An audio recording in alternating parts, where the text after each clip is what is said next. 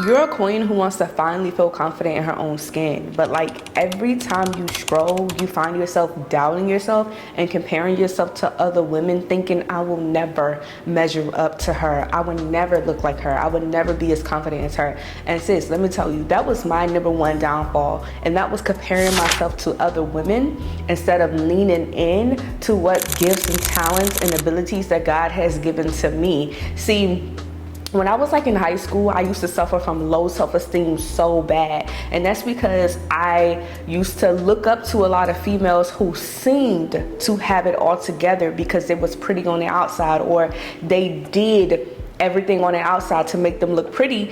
And I got into who I was late. I'm not even gonna lie to you, sis. Like, I started dressing up late. I started doing my makeup late. I started putting on wigs or doing my hair. All of this stuff is just not happening like the last 2 years, because I'm finally stepping into who I want to be and who I want to present myself to the world. But before that, I used to constantly compare myself to other women. And sometimes I still do it. Even when it comes to my weight. Like, I'll look at another woman's body and I'm like, yo, she is banging. She looks good. And then I would just compare myself. It was so bad to the point where I thought that I wasn't deserving of love because I didn't look a certain way. I didn't look the way that everybody presents it, like the social media or the world or TV, how they present, you know, that woman. I didn't look like her. So I felt like I wasn't deserving of love. And especially being an African American woman, I felt like everything was just pointing towards me not loving who I was and hating my skin and stuff like that. So I began to internalize that self-hate. And then one day I just got tired of hating myself. I got tired of talking down to myself. I got tired of feeling like I was always last. I got tired of putting myself down here so everybody else can be up here. I got tired of it. I got tired of settling. I got tired of feeling like I always had to deal with unnecessary chaos and drama in a relationship because I was just settling for crumbs and I was settling for anybody. And the truth is, sis, is all of that was internal. All of that pain, all of that comparison, it first started with me. And if I could go back and tell myself a couple of different things, this is what I would say. I would say, one, don't compare yourself to other people because everything that glitters isn't gold. See, the thing about those girls who was so pretty to me and they was always so dressed up, nails and hair and this and that, once I really start to get to know them, I actually learned that a lot of them was actually insecure about how they looked. The reason why her nails is always done is because she doesn't like her hands. That's why. The reason why she always have lashes on is because she does not like the way she looks without lashes. And I think this is one thing that we are lacking in culture, and that is seeing the depth of a person for who they are, because a lot of people are masking their pain. That's the number one reason why the beauty industry is a $1 billion industry, because us women, we like to hide every blemish, every scar, everything we hate about ourselves, everything that we feel is wrong. And so, one, you have to understand that some women dress up their pain so they can hide it a little bit better than you do. And for other women, you just haven't tapped into your her. I don't know if that's making sense. You just haven't tapped into her. See, when I started to sit down and when I began to heal from the inside out, I began to heal my abandonment issues. I began to heal my self-doubt, my low self-esteem, my depression, my anxiety, my people pleasing. When I decided to heal myself, that's when I began to step into who God had really created me to be. See, sis, you think you know who you are, but you really don't, because all your life people have labeled you and told you who you are. And instead of you deciding who you wanted to be, you decided to fit the role. And right now, a lot of women are buried under hurt. You're buried under shame. You're buried under rejection. You're buried under low self-esteem. You're buried under low confidence, to the point where the real you can't even shine. You know why? Because a lot of us are buried under fear. You're afraid to be who you are, because what if I come out and I really be who I am? What if people don't like me? What if people don't accept me? And I think that was a fear that I had internalized. And it was like, what if I do start to become myself, who's gonna like me? I don't think people will like me. I don't think I'm that entertaining. I don't think I'm that funny. I don't think I'm this. I don't think I'm that. And that was another reason why I was so inconsistent on YouTube, because it was like, I didn't want to be judged. And I think a lot of us deal with the fear of judgment. And then it's like, so what if they think that about you? You're still alive.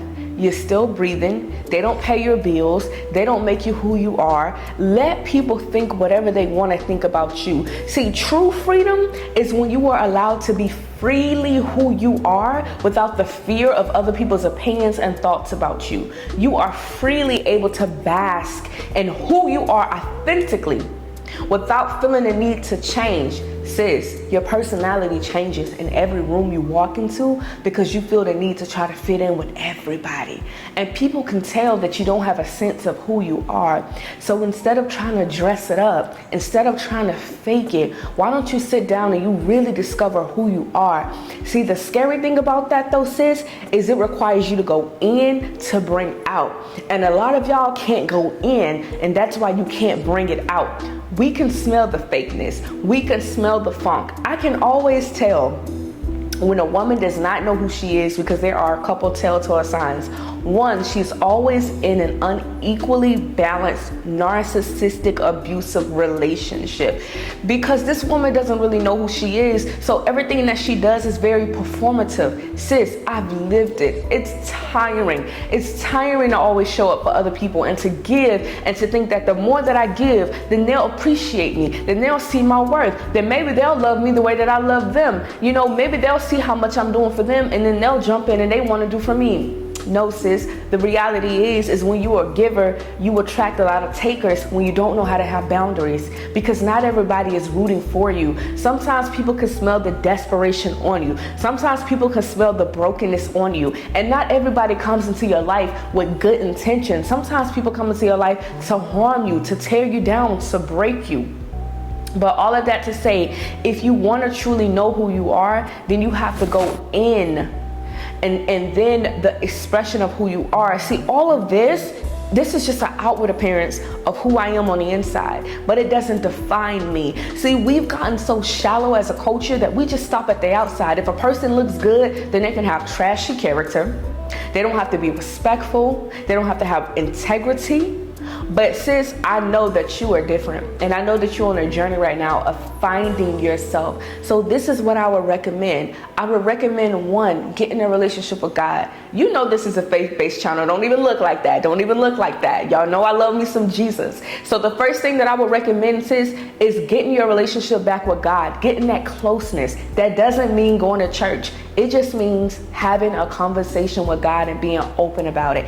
Even if you have to just crack the Bible open to start, even if you just got to put in some worship music, or if you got to listen to a sermon that makes you feel close to God. But one thing I need you to do, I need you to talk to him, and I need you to be in conversation with him, because one of the biggest things that helped me become confident, one of the biggest things that took away my low self-esteem was when I understood who God was. I understood who I was. When I realized that I was made in the image of God, there was nothing that nobody could tell me. When I realized that I was already loved, when I realized that I didn't have to perform, that I was accepted the way that I was, that changed everything for me. And I know you're probably thinking that's shallow, but sis, that's the base, that's the foundation of everything else that we're going to build upon. I need you to go to God so that you can get your confidence, so that he can pour into you, so that he can speak a life into you and tell you why he created you. Because before you can even do work, you have to understand who God is. You have to understand your relationship to him. So the first step is understanding God, getting a relationship with him. Whatever you have to do that brings closeness, praying, journaling, worship, putting on a sermon, going to church, talking to your grandma. You know grandma's always got a good old faithful message for you. Call her up too. You know you can call your grandma in a minute. So yes, you want a relationship with God so that he can start building that confidence. The second thing that you want to do is you want to start doing things that make you feel good as a woman. So I feel like every woman should have 5 areas of wholeness in her life. Now, nobody has this perfect. This is something that we're supposed to strive to do every day. But there are 5 areas of wholeness that I try to live by. And that is 1, you should be physically whole. You should be working out. You should be eating healthy. You should be drinking your water. You should be taking your vitamins. All right. So it's physically, it's mentally whole. You should be reading some type of book. Read the Bible. It's great inspiration. Not only that, it's great instructions for how to live your life. So you should be mentally whole. whole. You should be physically whole. You should be financially whole. You should be working on some goals, sis. If you're not already working on a job, you should be working on some goals. Some of y'all want to be business owners. How you going to do that if you don't have no money to invest in your business? So it's best to get some type of job or some type of side gig or something that you can do to save up money to start investing in your business, because you want to think long term, you know?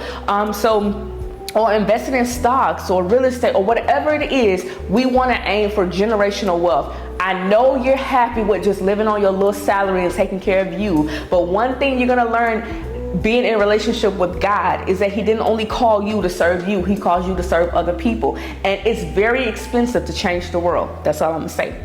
So mentally, physically, financially, emotionally, some of y'all need to go to therapy. I'm gonna just say it. I'm in therapy. There's nothing wrong with therapy. No, I'm not crazy. I just like being whole. I just like being complete. I like having somebody to talk to. You know what I'm saying? So emotional wholeness as well. And then the last one would be physical, mental, emotional, financial, spiritual. So you want to make sure that you are investing in that relationship with God. These are the 5 areas that you should aim for. And even if you have to wake up and make a routine about it every day, it's a great place to start. So if you want to wake up and pray first and talk to God, that's spiritual. And then you want to go work out, that's physical. Then if you want to read a book or read the Bible, that's mental. Emotionally, if you have to just cry, get it out, do therapy, or just write how you feel, just sit in peace. They call it meditating, to see how you feel on the inside. See, you keep running from you. You got a lot of emotions that's balled up that if you just sat in silence for 10 minutes, you will break down. And I know because I do it all the time. And then financially, you want to have some goals. You want to have some things that you're working towards. It don't have to be business for you. It could be you going back to school. Maybe you want to be a nurse. Maybe you want to be a doctor. Maybe you want to get into real estate. You could do whatever it is you want to do, baby girl. But you got to get busy. You got to start doing something. So these are the 5 areas that I want you to work in. Sis, if you're working in these 5 areas, you don't got time to be comparing yourself to nobody else because you're too busy trying to be the best version of yourself.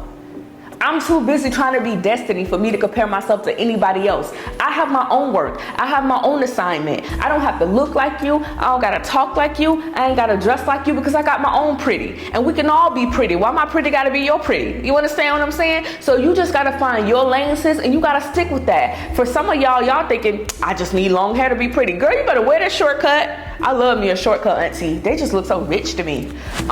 You better wear that shortcut. Do whatever it is that you have to do to make yourself feel beautiful and pretty and stop comparing yourself to people. You know why? Because there is only one you and there will always only be one you in this world. Nobody else has your fingerprints. Only you have them. So sis, start loving you. Start appreciating you so that you can share your greatness with the world. All right? I'm going to catch you in the next video, sis.